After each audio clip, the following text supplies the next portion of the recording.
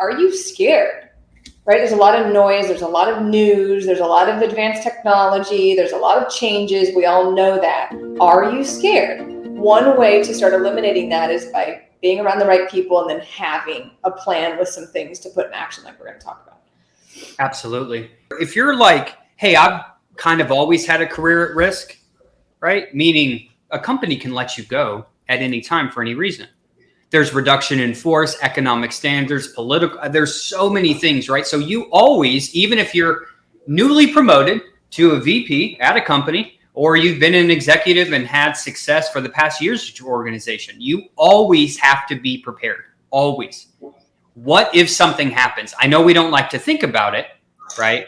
But we need to, so we don't put ourselves at risk. As a person who cares about my career and the career and success of this company, I know I need to be branded in the best way possible. I might need to update my profile too.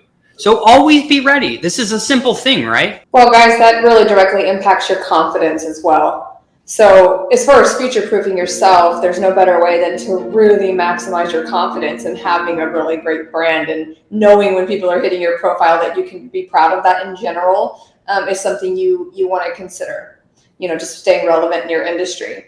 And I really, if you're surrounded by other great leaders and great teams, you likely are not going to get approached like this in negative ways. It can be easily handled, right? So stand your ground on that, and you have to be on LinkedIn. So we need to start thinking about our careers as being entrepreneurs. You are a business. Even if you're a director at T-Mobile, you are a business. How are you investing into your leadership skills, etc.? So don't think of it as I have a job. Think of it as, hey, you are a business. You are. And sometimes the business goes from one company to another. So we always have to be prepared. With that being said, relationship building is the number one thing that's going to lead you to everywhere in your career.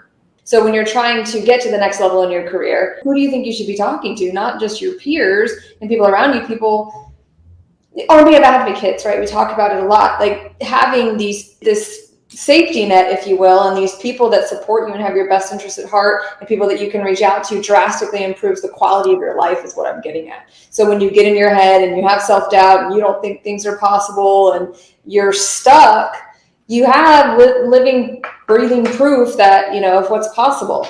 So instead of looking at this networking piece as something that you do just only to get a job, you're missing out on some really amazing things, amazing relationships,